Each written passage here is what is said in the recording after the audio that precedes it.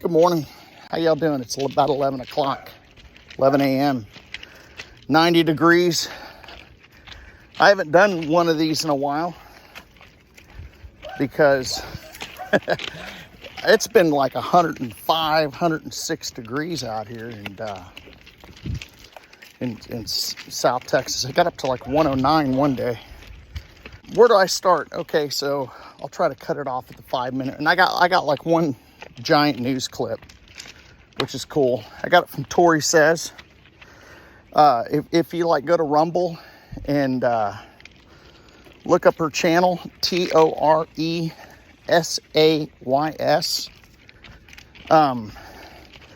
You can watch yesterday's show. It's really good, but it's too long to like mirror to this channel.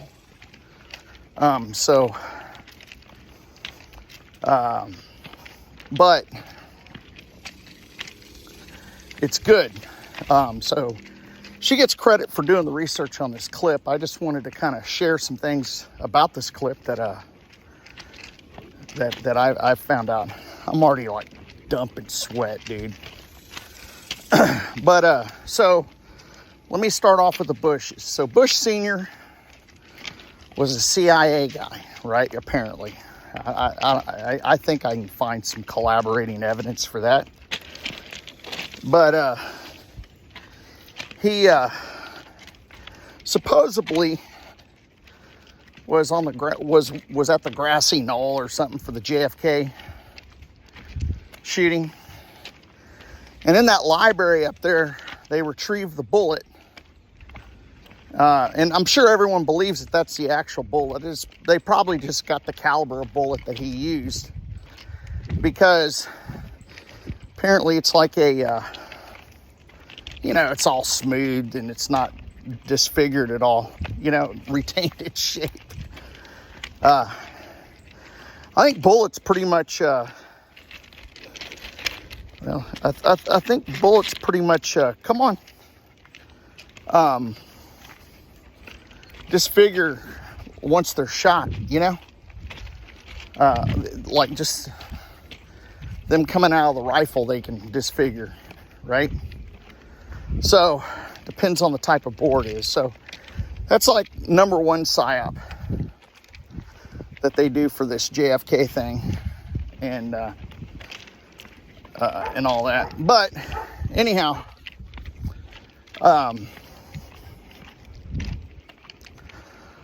so Bush Sr., and everyone's seen the envelopes of doom. Bush Sr. was supposedly corrupt along with John McCain. And he had the means to, control the Reagan presidency. And it was probably his presidency the whole time he was the vice president. Reagan probably wouldn't have picked him for his VP, but he was coerced, just like a number of rogue candidates, like namely DJT. Like Obama, he had Biden's, but I think Obama was appointed by the Bushes. But so Bush Sr., he was defeated, and he was the first to talk about the New World Order after one term by Clinton and Ross Perot, right? Ross Perot went to run, so it was legit, right? Three-party candidacy, right? That took on Bush Sr. And then we have all the way through the Clinton presidency. And then we have, and we roughly have about like 95 million votes total, popular vote total, during those elections, or to about 100. So really it's like plus or minus 3 or 4%, with like a 6% span, 6 to 8% span of votes. So it could be anywhere from 95 million to, would probably be like the mean back then, to all the way around 2004. They had about 100 million. And with the hanging Chad in 2000. So Gore. So Clinton was probably corrupt, but he was probably an outsider. And then Gore, he probably only had allegiance to climate change. And he went up against Bush Jr. and hanging Chad got him, right? So it got him out of, he lost Florida, right? So, and then that, and we're looking at 100 million votes. So we have the 100 million votes, popular vote total in 2000. And then in 2004, between 2000 and 2004, there was like this voter integrity thing or something, and it was to prevent a repeat of the hanging Chad incident. They moved towards computerized voting, and at that time they had 2004 they switched to computers, right? And so at that time there was a 20% increase to about 120 million votes for the first computerized election. And, and Bush Jr. may have cheated to stay in office. All right. So he then hands off the presidency to Barack. And he was picked because the corruption, that was when the Uniparty was being established. And the Uniparty, half of it's named Republican and half of it's named Democrat or GOP, whatever, and then RNC, whatever. So, but they're basically the same party. And their sole purpose is to make money and make each other rich and keep us quiet, right? So, and that's basically what happens up until some new money making schemes came about, and I've already talked about one of those. Given like 10,000 illegal aliens one social security number, and that raises a red flag, so they keep those funds and they put it in a slush fund and distribute that money. And there's some incidents of that where one incident will provide 1.6 trillion or 1.3 trillion. It's 1 point something trillion in money. I don't have an article for that. I just heard that on a blog, and it was uncovering some stuff.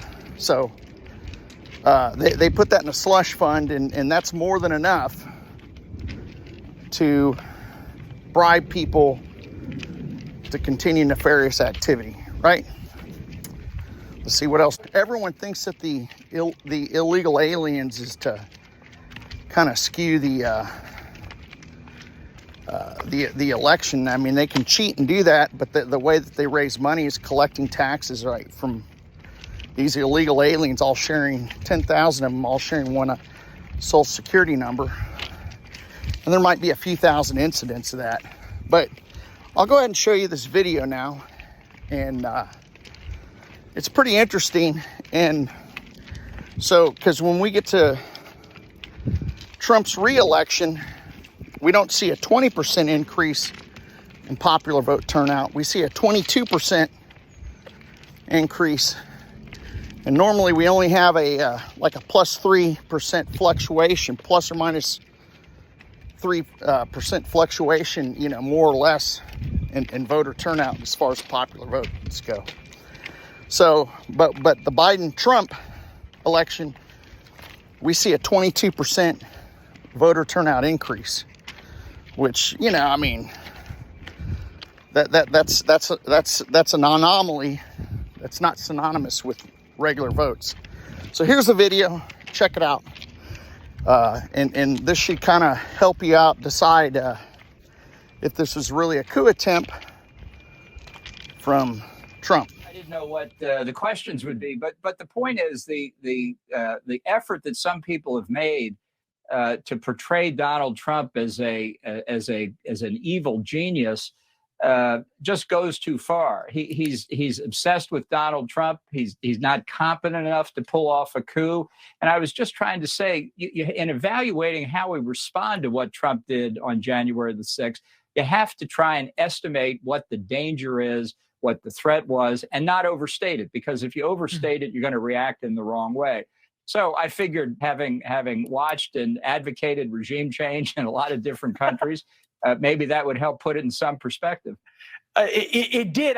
The knowledge of watching someone say, well, I've planned coups, as a matter of fact, not here, but you think about U.S. coups around the world: Iran, Guatemala, South Vietnam, Chile, that were led. Obviously, there was a attempt at regime change in Venezuela. There were other attempts at regime change that didn't work.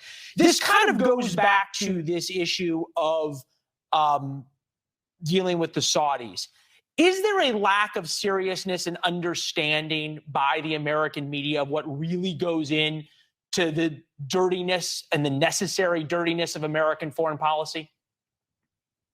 Well, I think so. I think a lot of snowflakes think that, it's all sweetness and light. And if we just negotiated more, the world would be a better place. Well, good luck with that. There are a lot of places where hard men are in power and they threaten the United States. Let's take Iran and North Korea pursuing their long-term objective of deliverable nuclear weapons. To stop them from getting that capability, to threaten our homeland, our innocent civilians, to stop them from threatening our allies, to stop them from selling that technology or nuclear weapons to terrorists or other rogue states. Is a coup d'etat to overthrow those regimes something we should be considering and planning for? Yes, indeed, to protect America and its allies. Thanks for watching. John Bolton, a former U.S. diplomat and one-time national security advisor to former President Donald Trump, on Tuesday told CNN he'd helped plan attempted coups in foreign countries. Bolton made the remarks in response to accusations that Trump pushed a multi-pronged effort to overturn the results of the 2020 U.S. election in a last-ditch and potentially illegal bid to remain in power. Asked about this allegation, the former Trump advisor suggested on Tuesday the 45th president was simply not competent enough to execute a, quote, carefully planned coup d'etat, adding, quote, as somebody who has helped plan coups d'etat, not here, but other places, it takes a lot of work, and that's not what he did. Bolton served as Trump's national security advisor in 2019 when Venezuelan opposition leader Juan Guaido called on that country's military to oust President Nicolas Maduro, claiming a recent election was illegitimate. Bolton supported Guaido.